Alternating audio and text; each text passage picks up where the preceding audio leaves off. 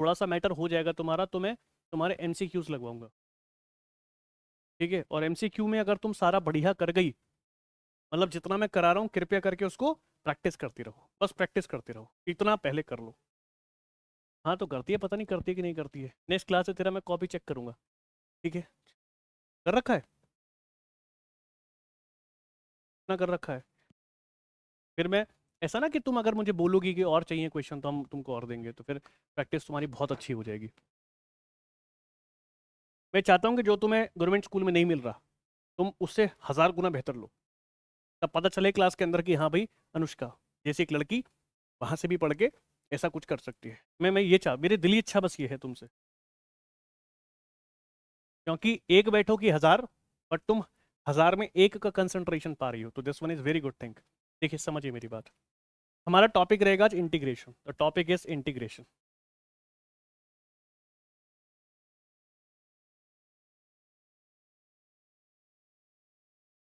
Integration, integration का मतलब क्या है?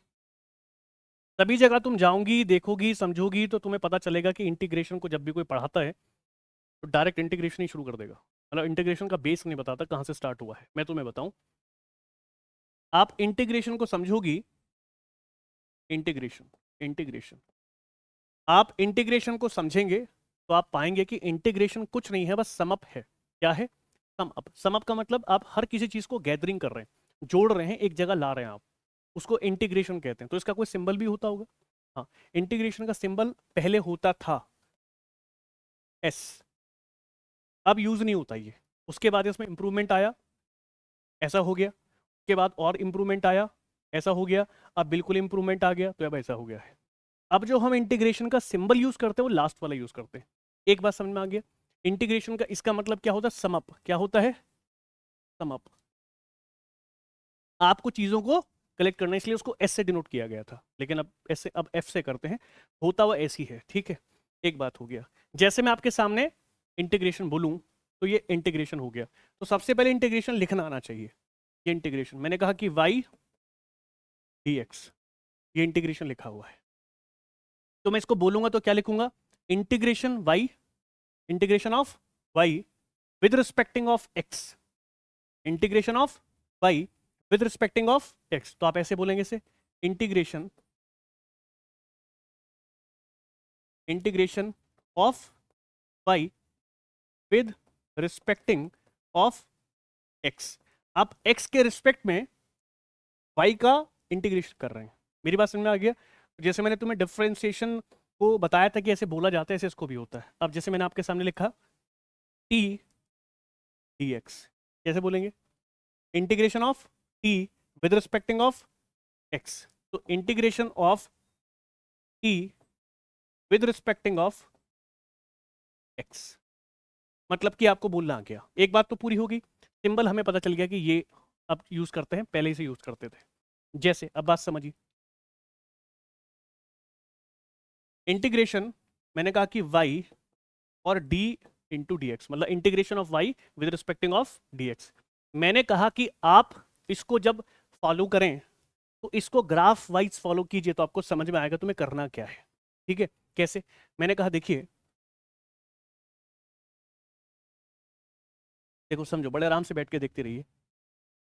ये ओरिजिन हो गया और ये x एक्सिस है और ये y एक्सिस है, ठीक है। एक बात हो गया, मैंने कहा इसका ग्राफ, बहुत आराम से समझिएगा, मैं बहुत तगड़ा बेस बनाऊं तुम्हारा। इसका ग्राफ कुछ ऐसा सा है। किसका? Integration of y with respecting of x। मैं तुमसे कह रहा हूं कि कहीं भी अगर तुम लिखा देख रही हो इंटीग्रेशन के अंदर, जैसे लिखा है कि y इंटू डी एक्स, मैं इसे कहता हूं एरिया ऑफ।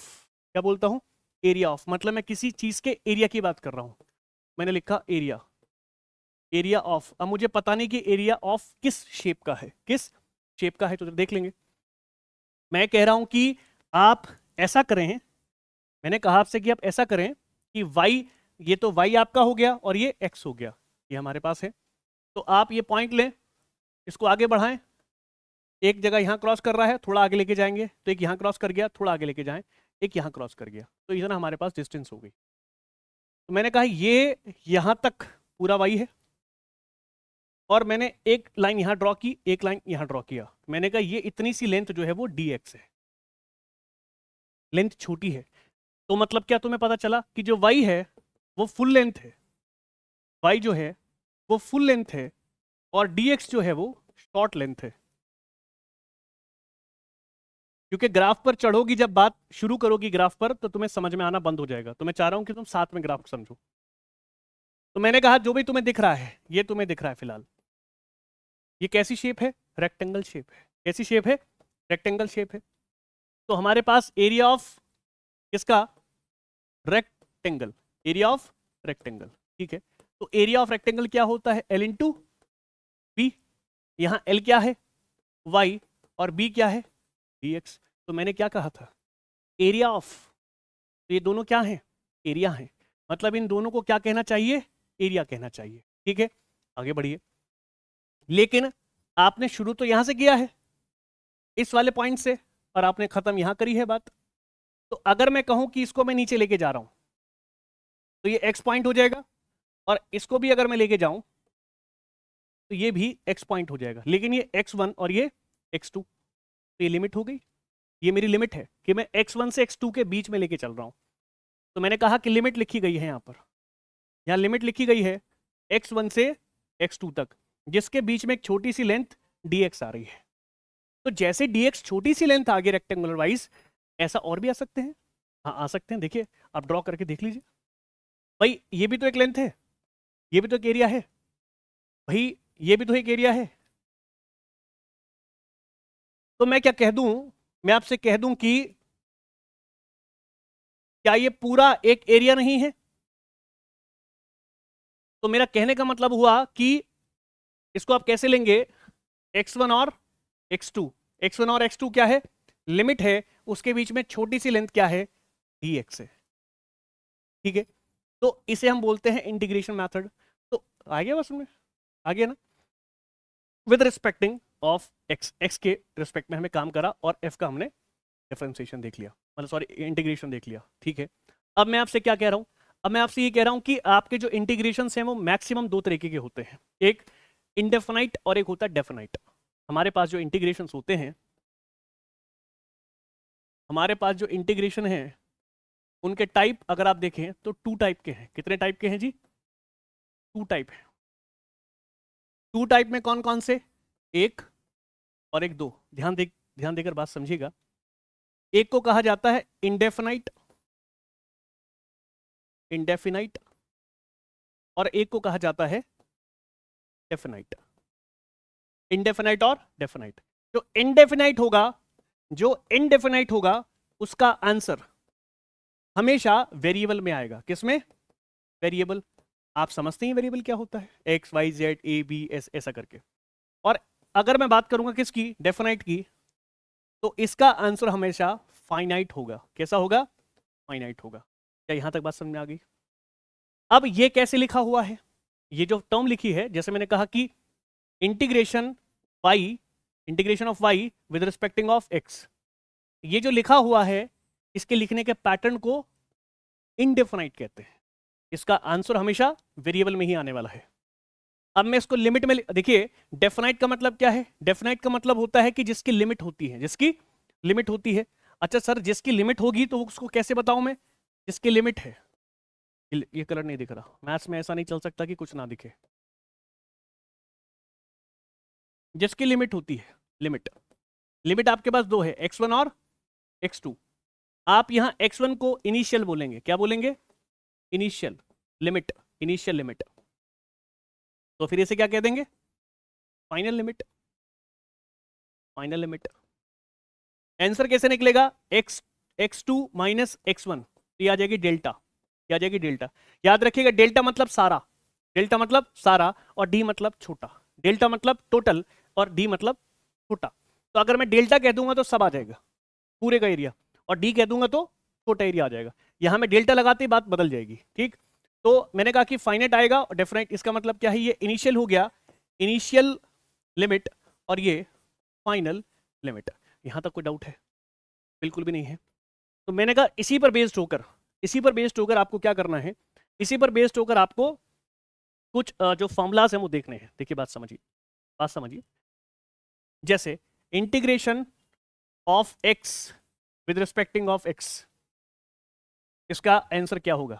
मतलब क्या ये फॉर्मूलाज हैं आपके पास? रटो नहीं, फॉर्मूलाज हैं। क्या मैंने कहा? Integration of x with respecting of x, तो इसका क्या हो जाएगा? देखिए एक्स के ऊपर कुछ नहीं है तो 1 है, तो इसको आप ऐसे लिखोगे, कुछ नहीं है तो 1 है, तो मैं लिखूंगा एक्स की power n plus 1 upon n plus 1 और प्लस सी। सी क्या है? सी क्या है? कांस्टेंट वैल्यू है। किस पे डिपेंड करती है? लिमिट पे डिपेंड करती है। अब क्योंकि तुम लिख किस पैटर्न में रही हो? इनडेफिनाइट में। देखिए इनडेफिनाइट में लिख रहे हैं, तो इसमें हमेशा, क्योंकि इसमें तुम्हारे पास लिमिट्स नहीं है, तो लिमिट नहीं है इसलिए हम कांस्टेंट डाल देंगे।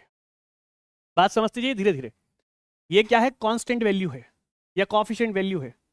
कांस्टेंट या कॉफिशिएंट कह दो, कांस्टेंट या फिर कॉफिशिएंट वैल्यू है, जो कि डिपेंड्स ऑन, ये डिपेंड करती है, depends on limit, depends on limit, ये लिमिट पर डिपेंड करेगी। अब क्योंकि लिमिट दिया नहीं तो मैं सी लिख के छोड़ दूंगा। इसके हर आंसर में सी जोड़ा ही जाएगा, आप बिना सोचे समझे सी जोड़ दें। जब आएगी लिमिट तो बिल्कुल बताऊंगा, और लिमिट में सी गायब, क्योंकि लिमिट दे दी जाएगी। इसमें लिमिट नहीं है तो सी लगा रहे हैं, और उसमें लिमिट दे दी जाएगी तो सी हटा देंगे, क्योंकि एक वैल्यू आ जाएगी। चलिए अब समझ में आ गया। एक और देखिए। जैसे मैं आपसे कहूं कि इंटीग्रेशन एक्स की पावर 0 और इतना dx, इसको क्या करेंगे? भाई कुछ नहीं है तो क्या है? 0 है, तो मैं क्या कहूंगा? एक्स की पावर 0 प्लस 1 अपॉन 0 प्लस 1 और प्लस के c, तो कितना आ जाएगा? एक्स की पावर 1 अपॉन 1। ये भी क्या है? ये हो जाएगा आपका x प्लस सी। तो याद रखिएगा इसका आंसर हमेशा फॉर्मूला x प्लस सी होगा। एक बात हो गया। अच्छा, अगर मैं आपसे कह दूं कि 1 इंटू डी एक्स, अब क्या करोगी? मैं जब डिफरेंशिएशन कर रही थी तो अगर अगर डिफरेंशिएशन कर रही थी तो d ओवर डी एक्स, अगर यहाँ x था तो आप क्या कर रही थी? इसका आंसर क्या आ रहा था? 1 1 था, 1 था कि नहीं? क्यों? बिकॉज हम क्या करेंगे? n minus one upon n minus one आ रहा था उसमें, n x n minus one, तो जैसे हो गया कुछ नहीं है तो इसके ऊपर 1 है, तो 1 इंटू एक्स और n माइनस वन, तो 1 इंटू एक्स और 1 कितना है? n कितना है? 1। ये भी कितना? 1, तो कितना हो गया? 0। 1 इंटू 0, तो ये कितना आ गया? इसकी ये तो 1 हो जाएगा, तो 1 इंटू 1 तो 1 आ जाएगा, तो आंसर कितना है? 1। ये किसकी बात हो रही थी? डिफरेंशिएशन की। लेकिन बात अब किसकी चल रही है? इंटीग्रेशन की। तो अगर 1 होगा तो क्या होगा भाई? 1 होगा तो x की पावर 0 इक्वल्स टू 1 ही होता है, तो आप इसी की बात तो कर रहे हैं। ये हो गया, तो इसका भी कितना आएगा? x प्लस सी। बात समझते जाएं। उसके बाद आपसे कहते हैं integration of E x with respecting of x, इसका आएगा ई एक्स, इसका ई एक्स ही रहेगा। Integration of 1 upon x with respecting of x, इसे बोलेंगे लॉग बेस ई और एक्स। सी आप सब में लगा दें, कोई दिक्कत नहीं है। ये आप सब में लगा दें, कोई दिक्कत नहीं है। ये आप सभी में लगा सकते हैं, लगा हुआ है, ठीक है। फिर integration of sine x with respecting of x, कितना हो जाएगा? माइनस कॉस एक्स और प्लस सी। डिफरेंशिएशन में क्या था? कॉस एक्स का माइनस साइन एक्स था, और साइन एक्स का ओनली कॉस एक्स था। यहाँ पर उल्टा है, जहाँ माइनस है वहाँ प्लस, जहाँ प्लस है वहाँ माइनस। इंटीग्रेशन किसका? Cos x with respecting of x, तो कितना हो जाएगा? साइन एक्स और प्लस सी। ठीक, आगे बढ़े। अगर मैं कहूं कि ax, इसका क्या होगा? ax upon log log log base और 10, ये यूज का नहीं है। अभी अभी आ रहा है, इसको आ रहा है, कोई दिक्कत नहीं। जैसे मैं कह दूं 3 हमारे पास लिखे हैं, आई थिंक होंगे, मेरे लिखे जरूर होंगे आपके लिए, होगा जरूर, देखिए अगर है तो। इसमें ये आ गया, इसका कितना आएगा? x प्लस सी। इसका कितना आएगा? इसका कितना आएगा? अगर ये x है तो plus one upon plus one, तो कितना आएगा? x की पावर 2 अपॉन 2। लिख दो क्या? x की पावर 2 और 2 और प्लस सी। इसका कितना आएगा? ex। इसका कितना आएगा? Sine x. ex प्लस सी, इसका साइन एक्स प्लस सी। इसका कितना आएगा? माइनस कॉस एक्स और प्लस सी, ठीक है। और इसका कितना है? लॉग बेस ई और एक्स प्लस सी। इसका कितना आएगा सेक स्क्वायर एक्स का 10x और प्लस सी। इसका कितना आएगा, इसका दिख तो रहा है तुम्हें, इसका कितना आएगा, इसका होगा आपके पास ax का sine inverse x upon a। और ax एक्चुअली ना जो मैं कह रहा हूँ जो यूज नहीं करना है आपको, एक ये यूज का नहीं है, एक ये यूज का नहीं है और एक ये यूज का नहीं है। ये आपके यूज के नहीं है लेकिन बाद वाले यूज के हैं। पहले आगे मेरी बात सुन में, ठीक है। तो इन पर कुछ क्वेश्चन देख लो। प्रॉपर्टी एक ये प्रॉपर्टी होगी, इसको भी खोल के देख लो। इसको अभी आगे देखेंगे, जैसे क्वेश्चन आएंगे वैसे। अभी नॉर्मल क्वेश्चन आ रहा है, जैसे properties of integration. Properties of integration में क्या है देखिए, जैसे मैं कह दूं, जैसे मैं आपसे कह दूं कि इंटीग्रेशन कांस्टेंट और fx मतलब फंक्शन और विद रिस्पेक्टिंग ऑफ x, तो ये तो कोई नंबर होगा, जैसे मान लीजिए एक्स स्क्वायर हो सकता है, ये मान लीजिए कांस्टेंट है तो 3 हो सकता है। और फिर ये क्वेश्चन ये कुछ ऐसा कंपेयर कर रहा है, तो कांस्टेंट तो सामने आ जाएगा, कांस्टेंट सामने और fx और ये dx, तो कुछ ऐसा लिखा गया है ये, मतलब एक्स स्क्वायर और इंटू डी एक्स। मेरी बात समझ में आ गया। तो ये एक प्रॉपर्टी हो गई। दूसरी प्रॉपर्टी क्या है, दूसरी प्रॉपर्टी क्या है, अगर आपके सामने क्वेश्चन ऐसे लिखा है fx और प्लस माइनस dx, मतलब दो फंक्शन है आपके पास, दो फंक्शन है और दोनों किस में आ रहे हैं इंटीग्रेशन में, ये आपके पास हो गया। तो कह रहा है इसका इक्वल क्या होगा, मतलब दो एक साथ आ रहे हैं विद रिस्पेक्ट, इसमें dx करने को बोल रहा है, मैं dx करने के लिए बोल रहा है। तो ये आपका fx, इस पूरे का क्या करने के लिए कह रहा है dx, पूरे का कह रहा है dx। नहीं समझा रही बात, आया कि नहीं आया, आया। तो इसमें क्या करोगी, fx और dx इंटीग्रेशन और प्लस माइनस इंटीग्रेशन dx और अलग अलग कर लोगी, ठीक है। अब तुम कुछ क्वेश्चन करके देखो, तो जब क्वेश्चन करोगे तब तुम्हें समझ में आएगा कि तुम्हें सॉल्व कैसे करना है। जैसे फर्स्ट क्वेश्चन देखिए तुम्हारे पास क्या है। फर्स्ट क्वेश्चन तुम्हारे पास है इंटीग्रेशन एक्स स्क्वायर और dx, इसका क्या आएगा, एक्स की पावर 2+1 अपॉन 2+1 और प्लस के c, तो x 3 upon 3 plus c answer हो गया। इजी, इजी मोड से चलते रहे। पानी पियोगे तुम। उसके बाद सेकंड क्वेश्चन देखिएगा, सेकंड में क्या है हमारे पास, ऐसे चलिए, एक्स स्क्वायर प्लस के कॉस एक्स प्लस ई एक्स इंटीग्रेशन, यहां देख लेंगे, integration x square plus cos x और प्लस ई एक्स और ये डी एक्स। मैंने क्या बोला था अभी, अगर एक साथ हो तो उनको सेपरेट कर लेंगे। तो सेपरेट पहले, सबसे पहले काम है आपका इसको सेपरेट करना। सेपरेट करो तो मैं लिखूंगा integration x square D x और प्लस इंटीग्रेशन कॉस एक्स और डी एक्स, फिर प्लस प्लस इंटीग्रेशन ई एक्स और डी एक्स, अलग अलग हो जाएगा। तो सभी का अपना ओपन हो जाएगा, कितना हो जाएगा ये, एक्स की पावर 3 अपॉन 3 प्लस इसका हो जाएगा साइन एक्स और इसका ई एक्स और प्लस में सी। कोई दिक्कत, बहुत आसान है, बहुत आसान है। नेक्स्ट क्या है, वन अप कहाँ है, 1 अपॉन एक्स प्लस के साइन एक्स, लेकिन साथ में है, कह रहा है कि ब्रैकेट में 1 अपॉन एक्स प्लस के साइन एक्स और इसका डी एक्स करना है आपको। तो क्या हो जाएगा इसका, क्या हो जाएगा, इंटीग्रेशन 1 अपॉन एक्स और डी एक्स, ऐसे लिखेगा जरूर, नहीं तो गलती बहुत हो जाती है। लग रहा है देखने में कि हो जाएगा लेकिन गलती हो ही जाती है। डी एक्स, इसको ओपन करें तो 1 अपॉन एक्स का कितना बताया था, लॉग बेस ई एक्स प्लस के इसका कितना हो जाएगा माइनस कॉस एक्स और प्लस के सी, तो कितना हो गया लॉग ई एक्स प्लस माइनस माइनस और ये हो गया कॉस एक्स और प्लस सी, आंसर हो गया। ठीक है, आप क्या बोल रहा है, अब आपसे कह रहा है, एक हो गया, दो हो गया, 3 कॉस एक्स प्लस के 2 साइन एक्स प्लस के 3, ये करके दिखाओ, ये तुम करके दिखाओ। क्या बोल रहा है, इंटीग्रेशन ब्रैकेट में 3 कॉस एक्स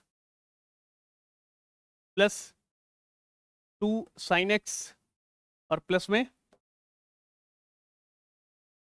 3 क्लोज और dx, तो करके देखो जरा कितना हो जाएगा। देखिए ये कांस्टेंट है और ये फंक्शन है, तो ये तो बाहर आ जाएगा और ये हो जाएगा cos x और dx और प्लस 2 बाहर आ जाएगा sin x और dx प्लस 3 बाहर आ जाएगा 1 into dx, 1 into D x है ना, और 1 dx का 1 dx का क्या होगा, x होगा, बताया था ना अभी, x होगा, तो ये कितना आ गया 3, इसका क्या आ जाएगा sin x प्लस इसका 2 और ये माइनस cos x और इसका +3 इंटू एक्स और प्लस में c, प्लस में c जरूर लगाएं, 3 sin x माइनस के 2 cos x और प्लस के 3x और प्लस के c। क्या कह रही सर, करने को तो मुझे दिया था, कर खुद दिया, क्योंकि मेरे पास बहुत क्वेश्चन है देने के लिए। ये हो गया, ये हो गया, ये हो गया, अब ये वाला ये करके दिखाओ तुम, इसे मैं नहीं छेड़ूंगा। क्वेश्चन करो, 3/x² अंडर रूट एक्स, और ठीक है क्वेश्चन करो।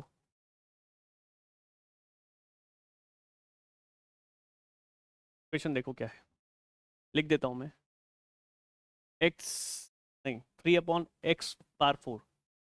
3/x⁴, 3/x⁴ plus under root X plus cube root X, और ये क्लोज, ये आपका क्वेश्चन होगा। करो, कीजिए।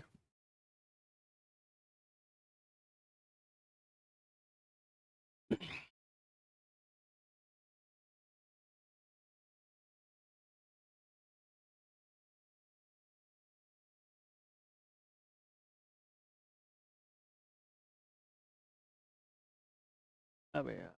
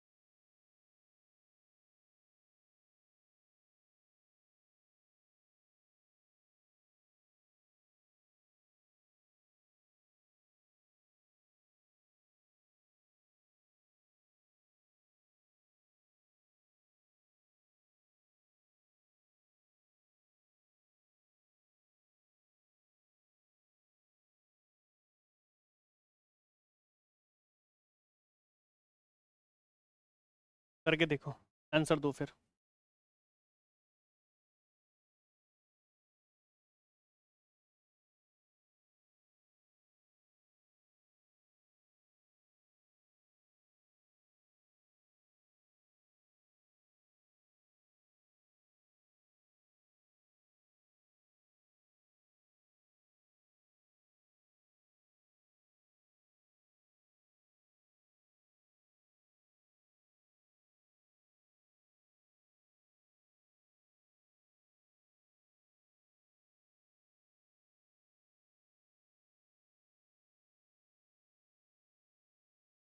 क्या आंसर आया?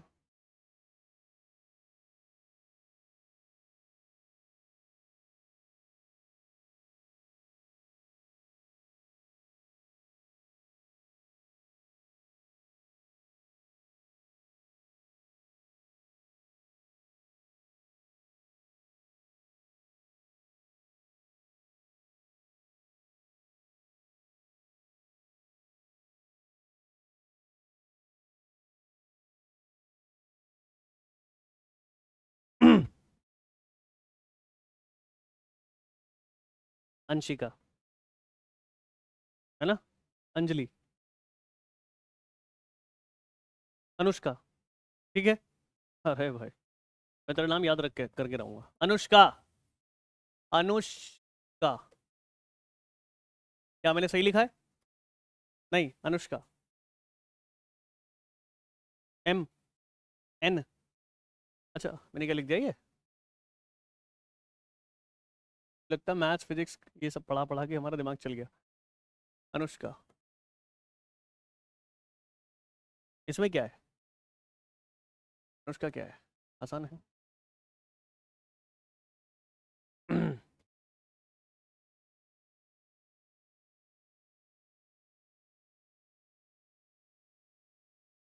आ गया, इतना लंबा खींच दिया आज तूने सवाल। चल कर कर कर, जल्दी कर सकती हो तुमसे हो जाएगा। आ गया आंसर, बोली जरा एक बार। -1 √x, ये स्टार्टिंग यहां से हुआ। अच्छा, और +3 2/3 3/2 +3/4 x की बार 4 +3, है ना? ये आंसर आ रहा है आपका। एक बार चेक कर लेते हैं, देखिएगा। अलग अलग कर लेंगे इसको। इंटीग्रेशन तो मैं 3 डायरेक्ट बाहर ले जाऊं, ये हो जाएगा x की पावर -4, है ना? और फिर dx, और प्लस में x की पावर 1/2 और dx, प्लस इंटीग्रेशन x की पावर 1/3 इंटू dx। ऐसे किया होगा। अच्छा ओके, आगे देखते हैं 3। अब इसको ओपन करें तो x की पावर -4 और +1 अपॉन -4 +1 प्लस x की पावर 1/2 +1 अपॉन 1/2 +1, ऐसी करा है। x की पावर 1/3 और +1 अपॉन 1/3 +1 और प्लस के c। अब लगाएंगे c अगेन के बाद 3 इंटू एक्स की पावर -3 और अपॉन -3, तो 3 से तो 3 गया, प्लस के x 3/2, 2 पर जाएगा तो 3/2, और ये नीचे क्या जाएगा 3/2, और प्लस x की पावर 4/3, है ना? 4/3 4/3, और ये 4/3 और प्लस के c। नेक्स्ट स्टेप में आ जाएगा, ये नीचे आ जाएगा तो 1 माइनस के √x, लेकिन क्यूब में। बहुत बढ़िया। और प्लस में ये ऊपर जाएगा तो 2/3 इंटू एक्स की पावर 3/2, और प्लस ये अगेन ये 3/4 इंटू एक्स की बाई 4/3 और प्लस के सी। बहुत बढ़िया, गुड। मतलब तुम्हारी मैथ्स पे पकड़ अच्छी है। चलो और लो क्वेश्चन फिर इसी बात पर, अच्छा लगा मैं। और लो क्वेश्चन, ये हो गया ठीक है। नेक्स्ट वाले पर आ जाओ, नेक्स्ट पेज पर, नेक्स्ट पेज पर आओ।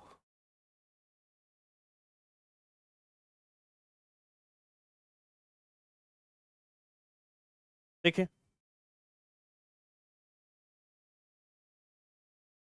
क्या कह रहा है क्वेश्चन, देखिएगा क्या लिखा हुआ है, करके दिखाओ जरा। इंटीग्रेशन cos 4x और dx, करके दिखाओ।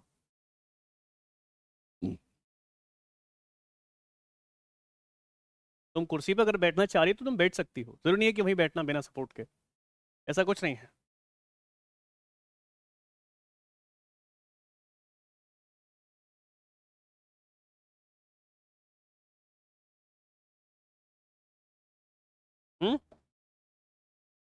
sin 4x,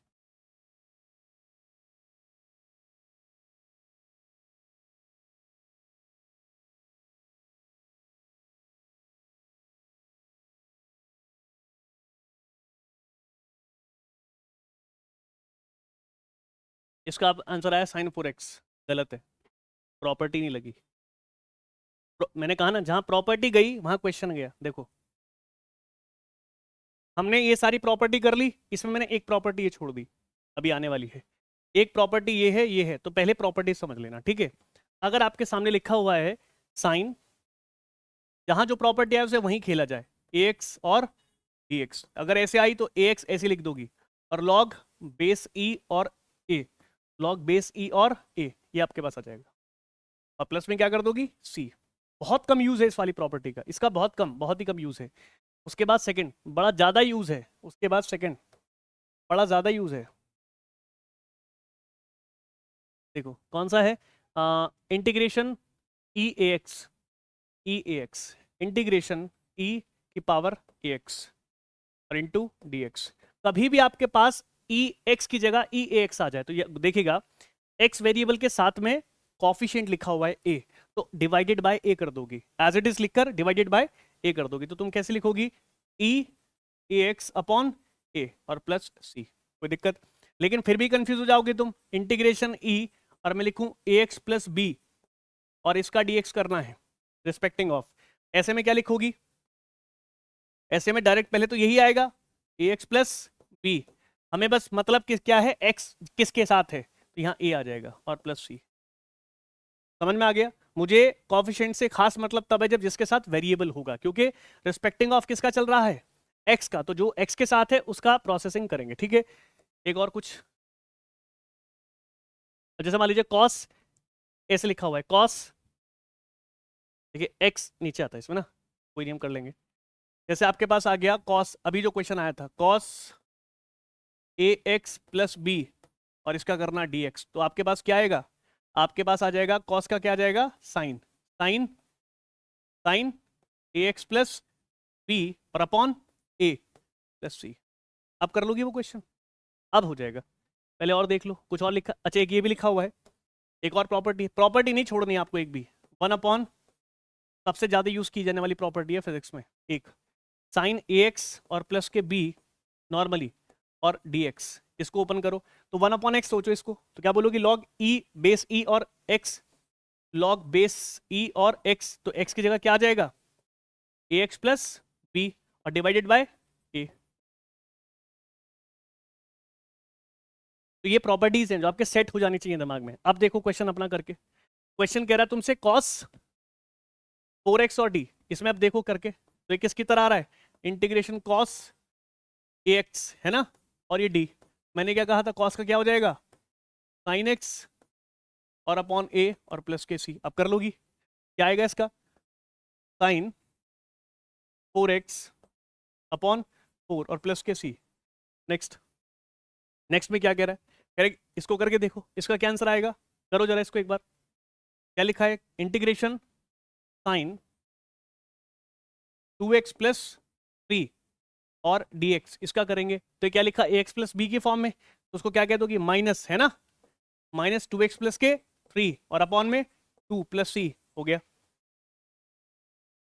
अगले में क्या कह रहा है, कह रहा ax, तो इसको खोलो जरा, क्या आ जाएगा, क्या लिखूंगा मैं, log e और ax प्लस बी, तो पूरा क्वेश्चन कह दिया इसने, फॉर्मूला ही हो गया डायरेक्ट। ठीक है, अब इसमें क्या कह रहा है, इसको भी ओपन करके देख लो, अगर मैं इसको करूंगा तो कितना आएगा, e 2x अपॉन 2 और प्लस सी, क्लियर, और लॉग नहीं आएगा इसमें, तुम लॉग बोल रही थी अभी, इसमें क्या आ जाएगा, इसमें क्या आ जाएगा, इसको ओपन करेंगे तो इसमें आ जाएगा e 4x प्लस 3 और अपॉन 4 और प्लस में c, this one is e।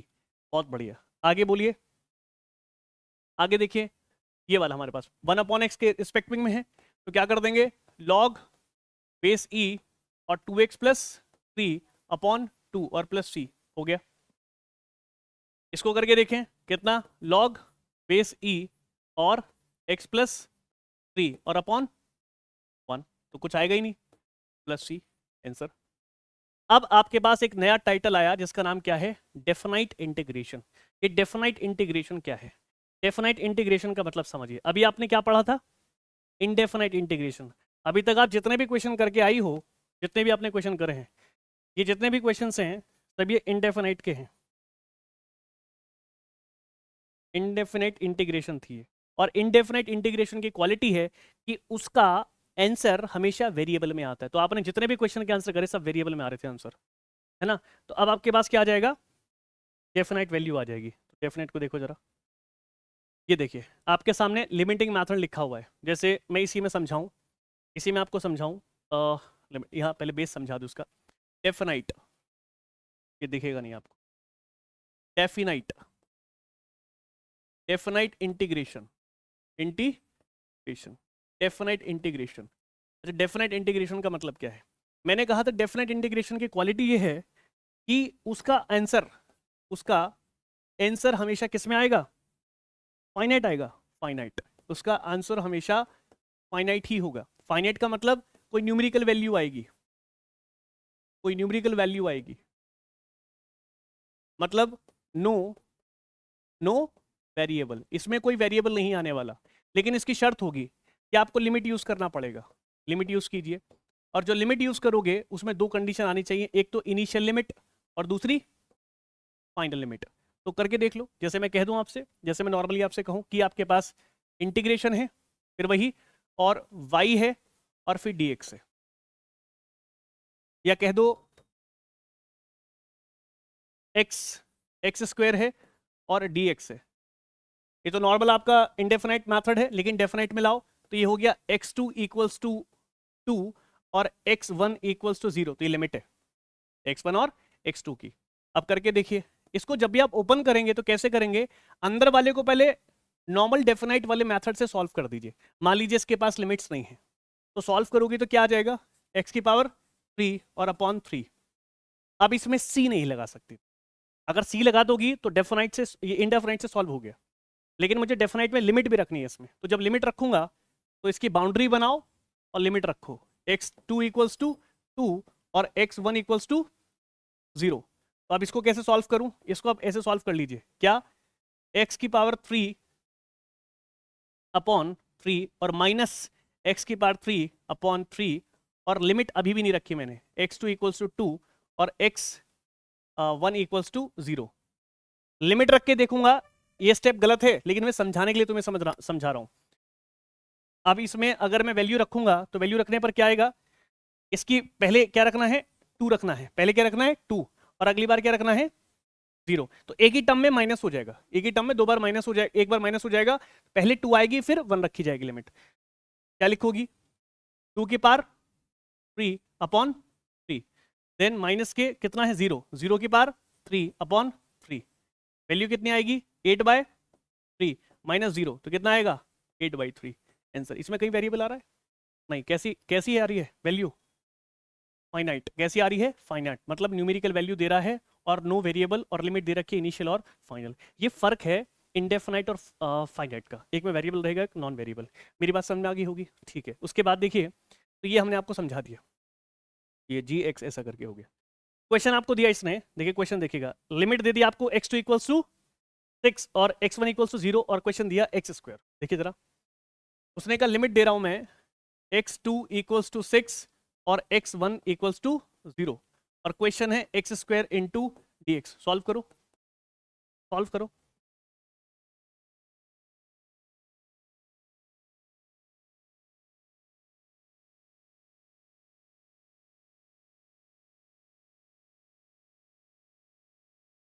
Her question का वेटेज लेके चला करो, रफली सॉल्व नहीं करना, हर क्वेश्चन का वेटेज लेके चलो दिमाग में। पेपर क्रैक करने का आसान तरीका, हर क्वेश्चन में, हर क्वेश्चन की अपनी खुद की एक वैल्यू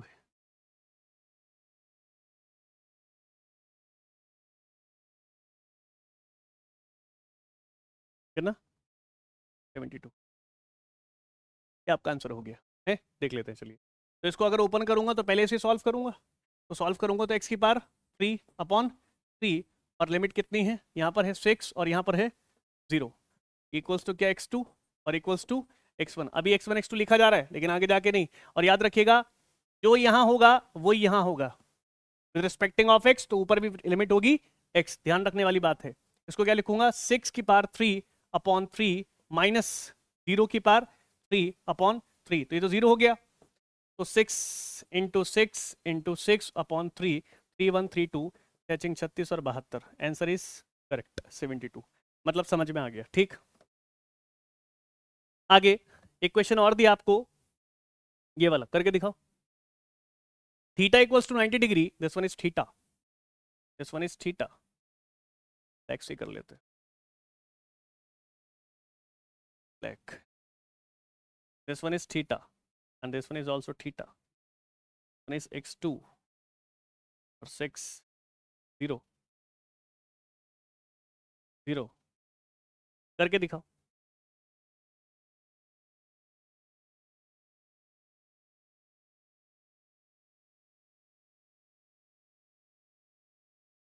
वन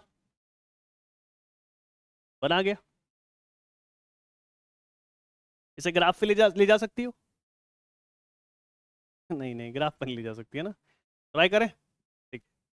क्या है क्वेश्चन एक बार बोलिएगा, cos theta into cos D theta और थीटा 2 इक्वल्स टू 90 था ना, और थीटा 1 इक्वल्स टू 0 डिग्री।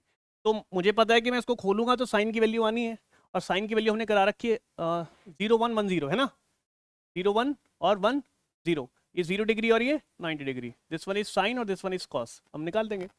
तो 0 और इसके दोनों की वैल्यू आगे जो आएगा लिख देंगे। तो इसको अगर ओपन करूं तो कितना आ जाएगा, साइन थीटा और लिमिट आ जाएगी मेरे पास 90 डिग्री थीटा में और 0 डिग्री थीटा में। तो मैं लिखूंगा sine 90 degree minus sine 0 degree. Sine 90 कितना है 1 माइनस 0, ये आ जाएगा 1। एक बात समझो, ग्राफ पे भी ले जा सकते हैं। देखो कैसे, ये एक्स एक्सिस और ये वाई एक्सिस, एक्स और वाई एक्सिस। देखिए नीचे क्या चल रहा है एक्स और ऊपर क्या चल रहा है वाई। ये चल रहा है एक्स और ये चल रहा है वाई। तो कॉस का जब भी आएगा तो कॉस किस में आ रहा है पॉजिटिव में, किस में आ रहा है पॉजिटिव में। तो ये तो पता है मुझे कि प्लस बनाना है, ये तो पता है मुझे प्लस में आएगा, तो प्लस में आएगा तो ग्राफ ये बनेगा तुम्हारा। ये इसका एरिया हो गया, ये इसका एरिया है। ठीक, चलिए बहुत बढ़िया। नेक्स्ट ये कीजिए। वाह वाह वाह, क्या क्वेश्चन है। फिर नेक्स्ट करो। हाँ 8x³ प्लस के 3x² प्लस के 3 और dx। लिमिट आपकी 1 और 0, 0 1 नीचे से पढ़ेंगे 0 1।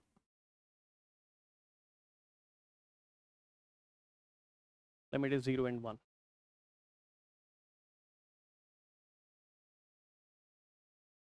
कितना क्वेश्चन था हम भी लिख लें। 0 1 इसकी लिमिट होगी 8x³ प्लस के 3x² प्लस के 3। 8x करना है 8x² प्लस x² प्लस 3 और integration x2 equals to 1 and x1 equals to 0।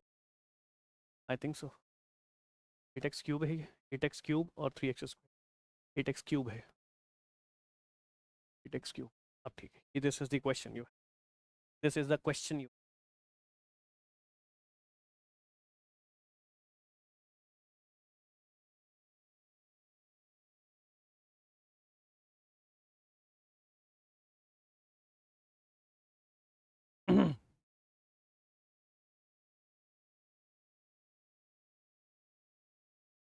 Fix answer, देखते हैं। पक्का बहुत जल्दी नहीं आ गया तुम्हारा आंसर, देखते हैं। इंटीग्रेशन 8 बाहर और x³ और ये 1 और ये 0 और ये dx प्लस प्लस में है। फ्री इंटीग्रेशन 1 और 0 और x² और dx प्लस 3 बाहर 1 और 0, कुछ नहीं तो 1 और dx। 8 बाहर इंटीग्रेशन 1 और 0 कितना हो जाएगा x³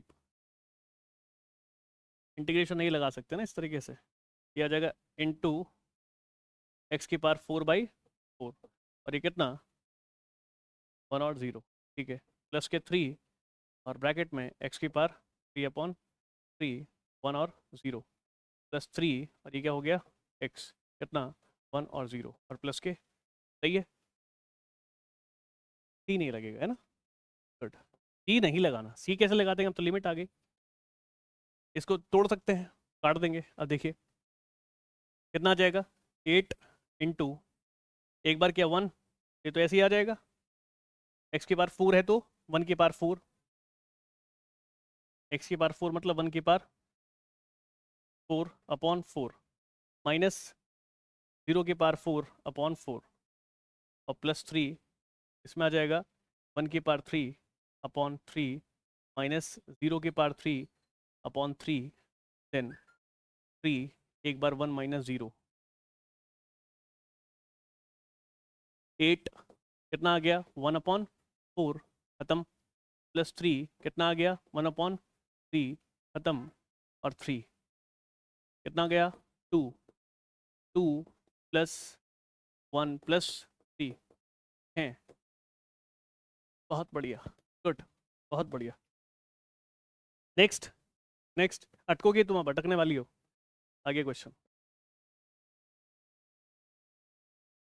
अटक गई, करो करो, बढ़िया क्वेश्चन है,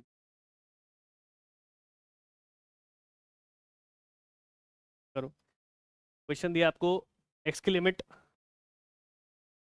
ई एंड, एक तो ई है, ये है, ई है, तो देख लेंगे।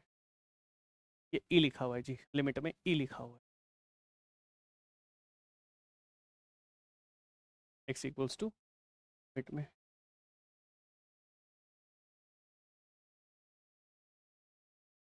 e, लिमिट इज e, और ऊपर लिखा e की पावर 4 और 1/x। क्वेश्चन है आपके सामने, integration limit x2 equals to e की पावर 4 और x1 इक्वल्स टू e, और क्वेश्चन है 1/x, और ये question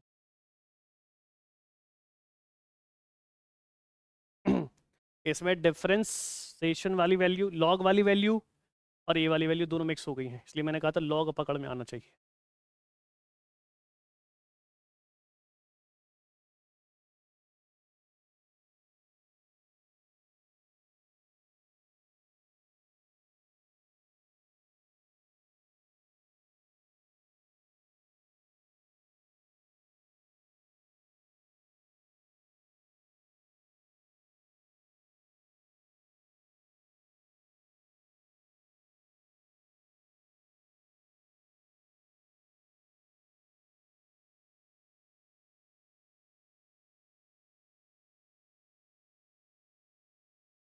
x cube plus x और 2 0 x cube plus x.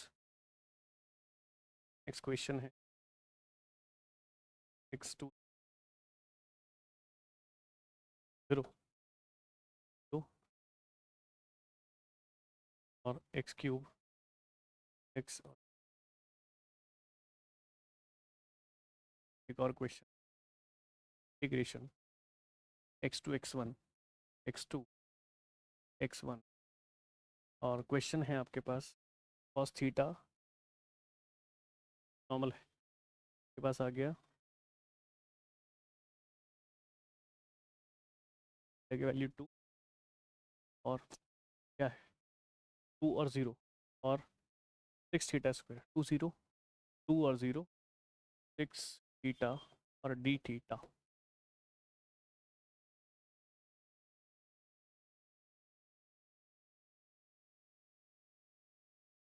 Theta square है ये, theta square. Next question, next question है sine square plus cos square, ये आपका साइन 30 डिग्री इंटीग्रेशन, इसमें लिमिट्स नहीं है, विदाउट लिमिट का क्वेश्चन, कॉस थीटा का हो जाएगा, क्या है ना, साइन थीटा इंटीग्रेशन साइन 30। मैंने कहा था ना टिकेगा क्वेश्चन। एक देखिए,